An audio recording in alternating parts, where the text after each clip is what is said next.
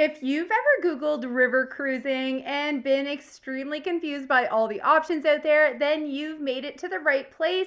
This is my River Cruising 101 series, and this is part 2 in the series where we're going to explore the rivers of Europe and help you decide which river you should choose to sail on for your first or maybe second or third river cruise. But first, my name's Melissa Baum. I'm the River Cruise Queen. I help Canadians and Americans book the most amazing river cruise vacations.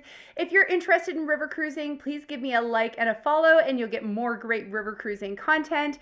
And like I said, this is part 2 in a series of videos. Go to part 1 if you want help selecting the perfect river cruise line for your sailing, and look for the other parts of my series coming out soon that are going to cover all of the frequently asked questions about river cruising, what life on board is like, what happens during high and low water, and everything else that you want to know about European river cruising. Okay, so let's get right into the rivers of Europe. And you've probably noticed that there's quite a few rivers that you can sail, some that you may have heard of and others you may not have. When it comes to first-time river cruisers, there's 2 rivers that I really like to talk about because I think they check all the boxes in what people are looking for when they're planning a river cruise. The first river is the Danube River, and more specifically, I'm talking about the Upper Danube River because there is both an Upper Danube and a Lower Danube section. In the Upper Danube section, sailings are typically anywhere from 5 to 7 nights, with most itineraries running between Regensburg or Nuremberg, heading towards Budapest. When you sail on the Danube, you're going to cover 4 countries: Germany, Austria, Slovakia, and Hungary. One of the reasons that I really love this sailing is that it really gives you that sense of moving through European countries without having to pack and unpack your suitcase. You just get to float down the river and visit 4 countries along the way. You're also going to visit some really notable places such as Vienna, which is absolutely stunning with all of its architecture, and Budapest, which definitely needs additional time to explore before or after your sailing. Not to be missed on this sailing is the scenic sailing section through the Vachu Valley, where you're going to get to see castles and vineyards, all perched on the beautiful shores of the Danube. Typically, this portion of the cruise will be commentated by your cruise director, and it's always something that's thoroughly enjoyed by the passengers on board. Sailing on the Danube is great during any season, including spring, summer, fall, and that early winter season when you're going to capture those spectacular Christmas markets that will set up in all the towns along the Danube. A lot of my clients really want to extend their trip beyond that week river cruising, and the Upper Danube is the perfect way to do that by adding in time in Munich, perhaps in Prague, or maybe even extending your stay in Budapest at the end. The possibilities are endless. So to recap, the Danube is great for first-time sailors because you're going to have a beautiful scenic sailing section through that Vachu Valley. You're going to visit some really notable cities such as Budapest and Vienna. You're going to pass through a total of 4 countries, which really gives you that sense of moving on the river cruise. And it's great for sailing in multiple seasons. So depending on the time that you're looking to travel, the Danube could be absolutely perfect for you. The second most common river that people sail when they're first-time river cruisers is the Rhine River, and I absolutely love this sailing. It flows between Amsterdam in the Netherlands and Basel in Switzerland, and is going to pass through Germany and France along the way. Sailings on the Rhine River are also typically 7 nights long, but if you're looking for a slightly longer sailing, you can add a visit down the Moselle River, which is a tributary off the Rhine, and that typically makes your sailing anywhere between 10 and 11 nights. Along the way, you're going to visit storybook towns such as Strasbourg, Heidelberg, and Colmar, and it's a really interesting stretch of river as it almost divides Germany and France, and a lot of those towns have passed hands between Germany and France over the years.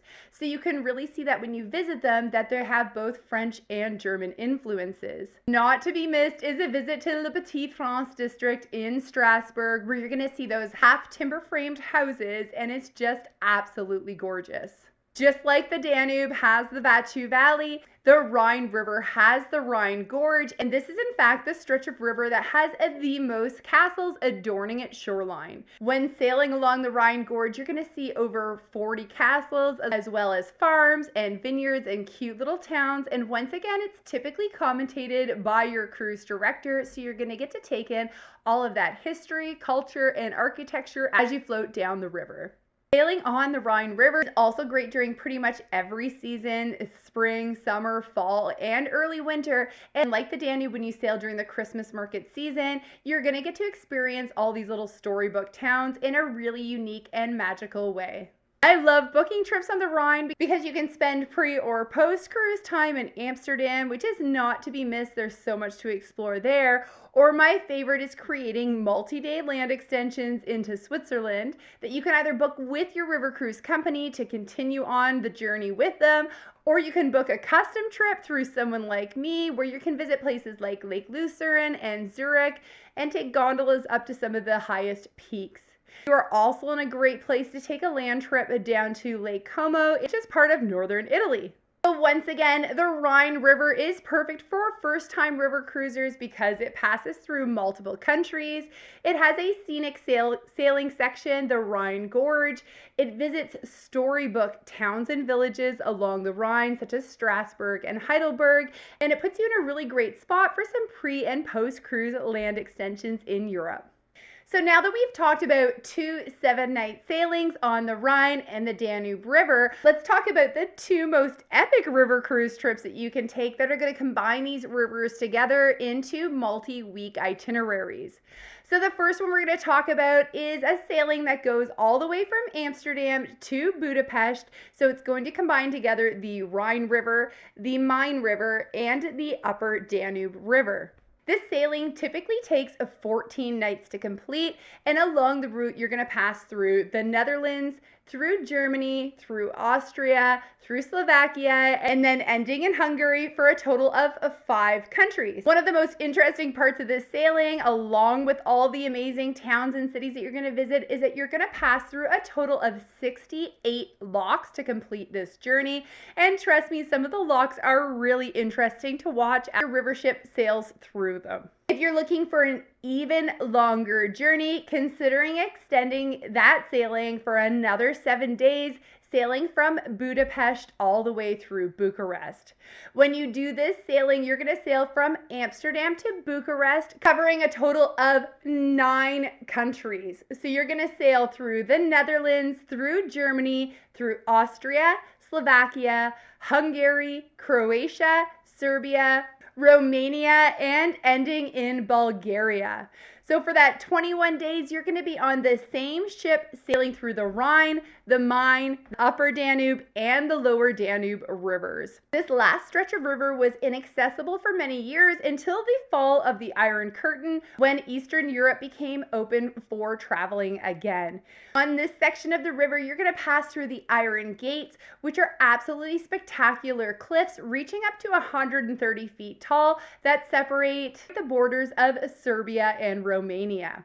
So if you're looking for a longer sailing, consider one of the ones that goes from Amsterdam to Budapest or from Amsterdam all the way to Bucharest. So now we've covered some of the most popular river cruises for first-time river cruisers, but let's talk about a couple other rivers that you can consider sailing, especially if you've already done the Rhine and the Danube rivers.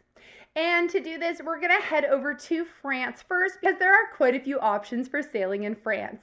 First, let's talk about the Seine. The Seine is a very popular river as it flows directly through Paris, and when you embark on a sailing, you are going to get to see the Eiffel Tower from your river cruise ship. A typical sailing on the Seine either sails a round trip from Paris, so you sail Paris down the Seine to the sea and then back to Paris, or you sail from Paris to Le Havre, your journey there and possibly continuing on by land, either with the river cruise line or on your own. A sailing on the Seine is a great sailing for anyone who might be a World War enthusiast, as you're going to sail through some notable regions that really played a key part in the wars. On a typical sailing, you can visit the beaches of Normandy along with some of the World War monuments along the coast of France. There are two other popular rivers to sail in France, and that is the Saone and the Rhone rivers. These pass through the popular wine regions of Burgundy and Provence, so if you are a wine lover, then this could be a great river cruise for you. You can sail these two rivers in one 7-night sailing, or you can sail them each individually in two 7-night sailings. When picking the first option and sailing the Saone and the Rhone together, expect a jam-packed itinerary that's going to have you visiting multiple ports each day, typically one in the morning and one in the afternoon.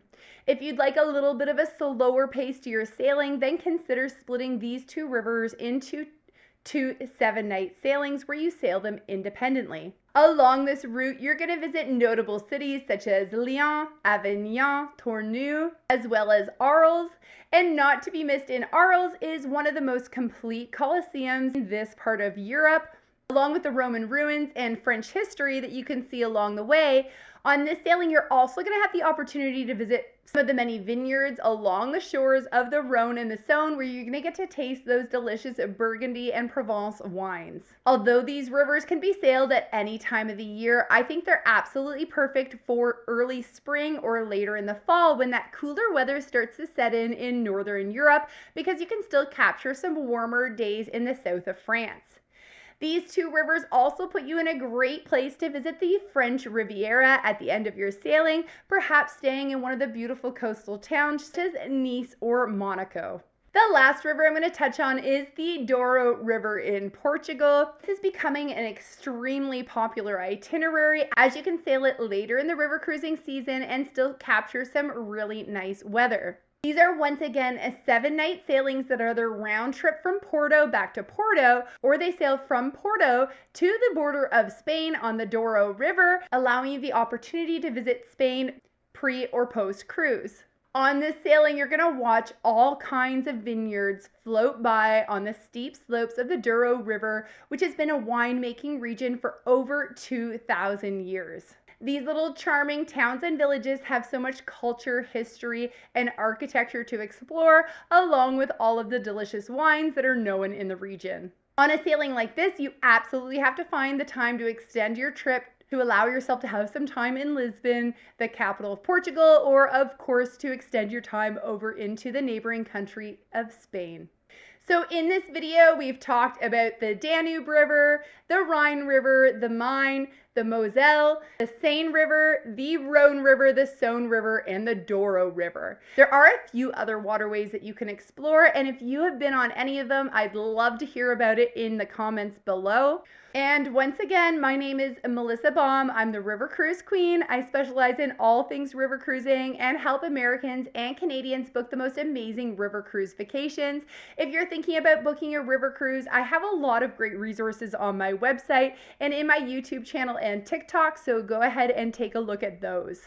And of course, make sure you subscribe to my channel. I have more videos coming out in my River Cruising 101 series. If there is a burning question you have about river cruising or a video that you'd like to see me make, then please leave it in the comments below and I will try my best to do it for you. Thank you. Bye.